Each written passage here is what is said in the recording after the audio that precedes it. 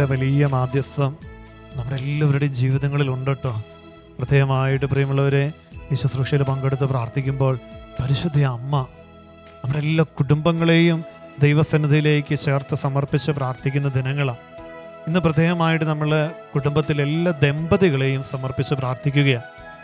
ഈശോ പറഞ്ഞു, കർത്താവായ യേശു ക്രിസ്തുവിൽ വിശ്വസിക്കുക, നീ നിന്റെ കുടുംബവും രക്ഷ പ്രാപിക്കും. അപ്പോസ്തല പ്രവർത്തനം 16:31 തിരുവചനം. ഇതാ ദൈവം ചേർത്ത് വെച്ച കുടുംബ ജീവിതങ്ങൾ, എല്ലാ കുടുംബ ബന്ധങ്ങളെ, ദാമ്പത്യ ബന്ധങ്ങളെ പ്രത്യേകമായിട്ട് അമ്മ വഴി നമ്മൾ ഈശോയ്ക്ക് സമർപ്പിച്ച് പ്രാർത്ഥിക്കുന്നു. വിശുദ്ധ മത്തായിയുടെ സുവിശേഷം 19 അധ്യായത്തിൻ്റെ 7 തിരുവചനത്തിൽ 6-7 ഇങ്ങനെ പറയുകയാണ്, ഇതാ ദൈവം യോജിപ്പിച്ചത് മനുഷ്യൻ വേർപെടുത്താതിരിക്കട്ടെ. ദൈവം ചേർത്ത് വെച്ച കുടുംബങ്ങൾ, ദാമ്പത്യ ജീവിതം, കർത്താവെ എല്ലാ ദമ്പതികളെയും പ്രത്യേകമായിട്ട് ഞങ്ങൾ സമർപ്പിക്കുന്നു. പ്രിയമുള്ളവരെ, ഈ കാലഘട്ടത്തിൽ കുടുംബ ജീവിതത്തിൽ, ദാമ്പത്യ ജീവിതത്തിൽ ഒത്തിരിയധികം അസ്വസ്ഥതകളിലൂടെ കടന്നു പോകുന്ന അനവധി കുടുംബങ്ങൾ നമുക്ക് സമർപ്പിക്കാം. പ്രത്യേകിച്ച് പ്രാർത്ഥന സഹായം ചോദിച്ചിരിക്കുന്ന കുടുംബങ്ങളുണ്ട്. കുടുംബ ജീവിതത്തിൽ പരസ്പരം മനസ്സിലാക്കി പരസ്പരം സ്നേഹിക്കുവാൻ, ദൈവം ചേർത്ത് വെച്ച ജീവിതത്തിൽ എന്നും ദൈവത്തെ ചേർത്ത് പിടിക്കുവാൻ കാരണവന്മാരൊക്കെ നമ്മളെ പഠിപ്പിച്ചിട്ടുണ്ടല്ലോ. ഇതൊക്കെ വീടുകൾ നമ്മൾ കണ്ടിട്ടില്ലേ? ഇത് ഒന്നിച്ച് പ്രാർത്ഥിക്കണം. കുടുംബത്തിൽ അപ്പനും അമ്മയും മക്കളും ഒന്നിച്ച്, പ്രത്യേകിച്ച് ദമ്പതികൾ ഒരുമയോടെ പ്രാർത്ഥിക്കണം. ഒന്നിച്ച് ദേവാലയത്തിൽ പോകണം. ദൈവിക കാര്യങ്ങളോട് ഒരു കുടുംബം, ഒരു ദാമ്പത്യം ചേർന്ന് നിൽക്കുമ്പോൾ പ്രിയമുള്ളവരെ, ആ ദാമ്പത്യത്തിൽ ദൈവത്തിൻ്റെ വലിയ കൃപകളുണ്ട്. അസ്വസ്ഥതകൾ ഉണ്ടാകുമ്പോൾ ഈശോ ഓർമ്മപ്പെടുത്തുകയാണ്, ദൈവം ചേർത്ത് വെച്ച കുടുംബ ജീവിതത്തിൽ അസ്വസ്ഥതകൾ ഉണ്ടാകുമ്പോൾ കടന്നു വരേണ്ടത് ദൈവസന്നിധിയിലാണ്. ഈ കുടുംബ ജീവിതത്തിൽ ഏതെങ്കിലും അസ്വസ്ഥതകളോ അഭിപ്രായ വ്യത്യാസങ്ങളോ ബുദ്ധിമുട്ടുകളോ അഭിമുഖീകരിക്കുന്നുണ്ടെങ്കിൽ ദൈവസന്നിധിയിലേക്ക് കടന്നു വരണം. ഈശോ ഓർമ്മപ്പെടുത്തുകയാണ്, ദമ്പതികൾ പരസ്പരം പ്രാർത്ഥിക്കണം. പഴയ നിയമഗ്രന്ഥം തോബിത്തിൻ്റെ പുസ്തകത്തിൽ തോബിയാസിൻ്റെ സാറായുടെയും ജീവിതത്തിലൂടെ, സാറായുടെ ജീവിതത്തിലുണ്ടായിരുന്ന വലിയൊരു തിന്മയുടെ ബന്ധനം, അത് തോബിയാസിൻ്റെ പ്രാർത്ഥനയിലൂടെയാണ് ദൈവം എടുത്തു മാറ്റുന്നത്. എന്നിട്ട് ജീവിത പങ്കാളിക്ക് ഒരു കുറവുണ്ട്, ഒരു അസ്വസ്ഥതയുണ്ട്. അപ്പോൾ ഇതാ വലിയ മദ്യപാനിയാണ്, ഭയങ്കര അസ്വസ്ഥതയാണ് കുടുംബജീവിതത്തിൽ, മനസ്സിലാക്കുന്നില്ല, ഒരു കാര്യങ്ങളും ചെയ്യുന്നില്ല, ഒന്നും മിണ്ടുന്നു പോലും ഇല്ല. പ്രിയമുള്ളവരെ, ജീവിത പങ്കാളിയുടെ കുറവുകളെ ദൈവകരങ്ങളിലേക്ക് വിട്ടുകൊടുത്ത് പ്രാർത്ഥിക്കാം നമുക്ക്.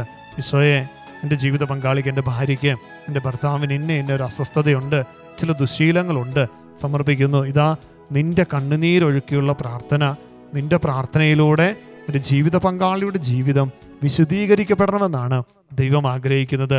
പ്രിയമുള്ളവരെ, എല്ലാ ദമ്പതിമാരെയും പ്രത്യേകമായിട്ട് നമുക്ക് തമ്പുരാൻ്റെ കരങ്ങളിലേക്ക് വിട്ടുകൊടുക്കാം, സമർപ്പിക്കാം, പ്രാർത്ഥിക്കാം. ദൈവ കൃപകൾ ദാമ്പത്യ ജീവിതത്തിലേക്ക് അമ്മയുടെ മാധ്യസ്ഥം വഴിയായിട്ട് ഒഴുകപ്പെടട്ടെ. ദിവികാരുണ്യ സന്നിധിയിലേക്ക് എല്ലാ ദാമ്പത്യ ജീവിതങ്ങളെയും ദാമ്പത്യ ബന്ധങ്ങളെയും സമർപ്പിച്ച് നമുക്ക് പ്രത്യേകമായിട്ട് പ്രാർത്ഥിക്കാം. ദൈവസന്നിധിയിൽ കൃപകളും അനുഗ്രഹങ്ങളും നമുക്ക് ഒരുമയോടെ യാചിക്കാം.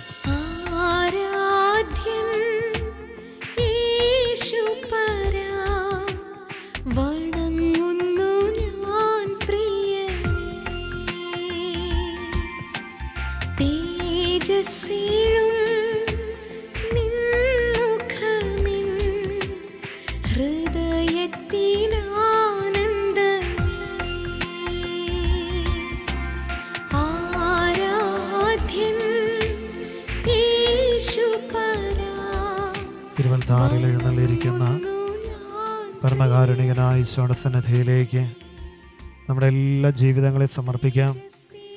അമ്മയോടൊപ്പം ഈ ആത്മീയ ശുശ്രൂഷയിൽ നമ്മൾ പങ്കെടുക്കുമ്പോൾ ഇതാ ദിവികാരുണ്യ ഈശോ അമ്മയുടെ മാധ്യസ്ഥം വഴി നമ്മളെല്ലാവരും അനുഗ്രഹിക്കും. തീർച്ചയായിട്ടും എന്തെല്ലാം സങ്കടങ്ങൾ, എന്തെല്ലാം പ്രയാസങ്ങൾ, അസ്വസ്ഥതകളുണ്ടോ ഈ തിരുവനന്തപുരത്തിലേക്ക് ചേർത്ത് വെച്ച്, ഈശോയ്ക്ക് അസാധ്യമായിട്ടൊന്നും ഇല്ലല്ലോ നമ്മുടെ ജീവിതത്തിൽ.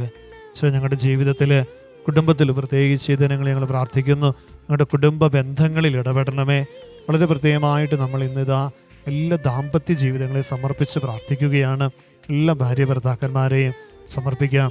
ഇതുപോലെ ഒരു തിരുവൽത്താരയുടെ മുൻപിൽ വിശുദ്ധ കുർബാന മധ്യേ ആശീർവദിച്ച് തമ്പുരാൻ ചേർത്ത് വെച്ച ഓരോ കുടുംബ ജീവിതങ്ങളെ നമുക്ക് സമർപ്പിക്കാം.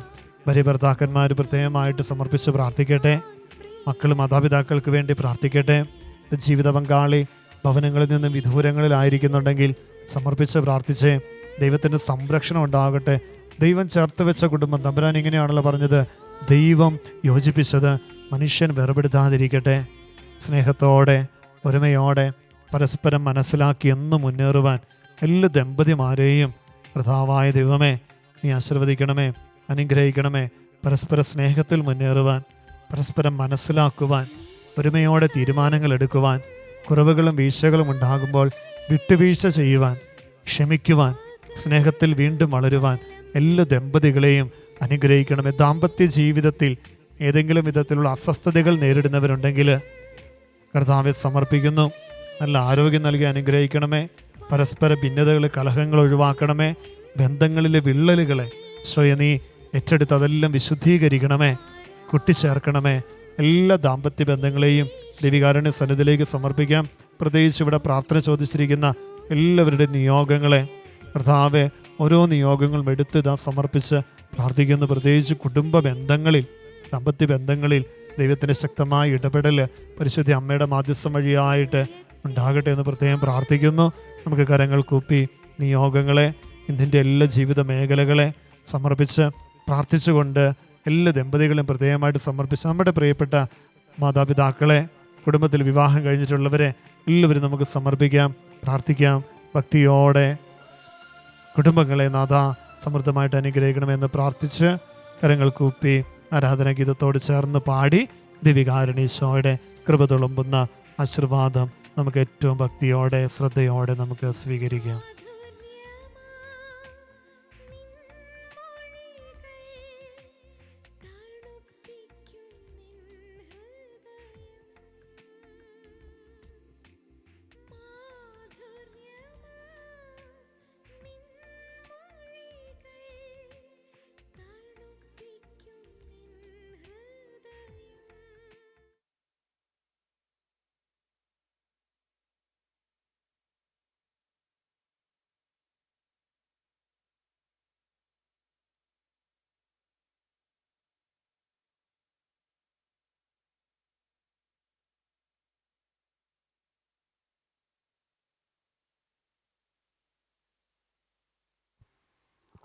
പരിശുദ്ധ പരമാദിവികാരുണീശോയ്ക്ക് നേരം ആരാധനയും സ്തുതിയും പുകഴ്ചയും ഉണ്ടായിരിക്കട്ടെ.